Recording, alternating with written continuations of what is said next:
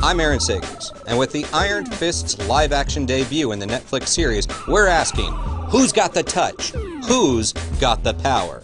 And this is our look at the best flying fists of fury, powerful punches, and supernatural squeezes for the worlds of sci-fi, fantasy, and horror.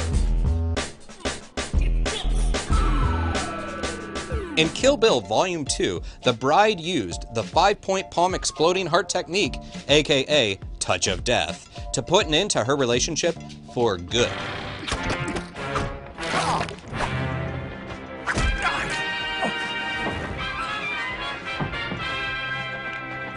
The Touch of Death maneuver is actually pretty huge in genre.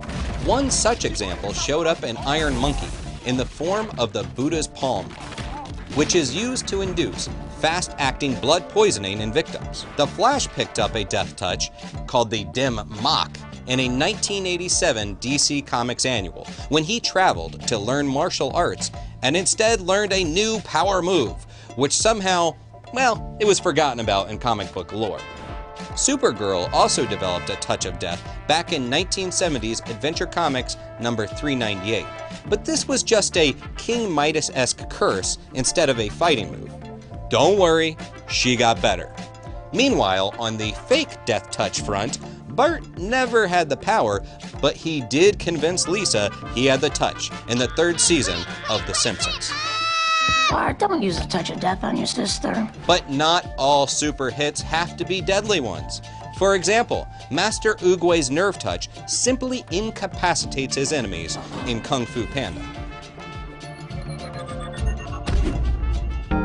Round one, fight! And in the Street Fighter video games, the Shoryuken! It's really just an effective move to cause damage.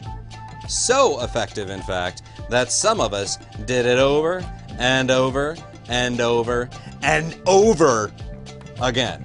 But who needs a punch when a pinch will do? Spock got a lot of mileage out of his Vulcan nerve pinch, which was a Leonard Nimoy creation, and simply knocked someone out. It is supposed to only work when delivered by a Vulcan, but Data did rock it in the Next Generation. Oh, and Xena, you know, the warrior princess, she has her own pinch maneuver, but it's a little less gentle than Spock's. I've just blocked off the flow of blood to your brain. Some of the best touches in fandom have nothing to do with fighting skills, but are superpowers all on their own. The most famous has to be E.T. and his glowing proby finger, which seems to do a whole lot of crap, including working as a healing touch. Having a power finger is way more convenient than the hand-dealt Rogue in the X-Men. If she touches another person, she can zap them of their memories, drain them dry, or even suck away powers from another mutant. It kinda sucks, because this means she can never hook up with Gambit. Then again, touching Carol Danvers, then going by Ms. Marvel, did hook her up with the power of flight and super strength. Not quite the same, but a spin-off of Rogue's powers appears in the character of Sid Barrett on the new show Legion, who will mind swap with whomever she touches. But it could still be worse for Rogue. She could be Zan and Jaina from the Super Friends. Twin powers activate! The memorable and totally ineffective power set of the Wonder Twins means they can turn into an animal, or yes, a water product, by fist bumping one another. The Justice League, let's face it, they just kept them around for the Space Monkey. All it takes is a handshake for Christopher Walken's character, Johnny Smith, to read the nuclear aspirations of future President Martin Sheen in The Dead Zone, based on the Stephen King book. Karnak of Marvel's Inhumans can spot the weakness in any object, naturally leading him to punch or chop the ever-living hell out of most things. And soon we'll be able to see Stephen Leung do that in the flesh. When the Marvel Comics swampy monster hero, Man-Thing, gets his mystical mittens on evil masterminds, his touch excretes a toxin that can burn the body and soul. And he comes with a nifty motto: whatever knows fear burns at the Man-Thing's touch. And when he's not talking about fine cheeses and Persian rugs, the villainous Phantom Limb from the Venture Brothers can vaporize foes with a mere touch from his invisible arms. Mano, a part of the Fatal Five from DC's Legion of Superhero comics, could disintegrate anything with his right hand. He looks like a giant light bulb, which is why he is on here. You asked for it, Clawful. Meet Fisto.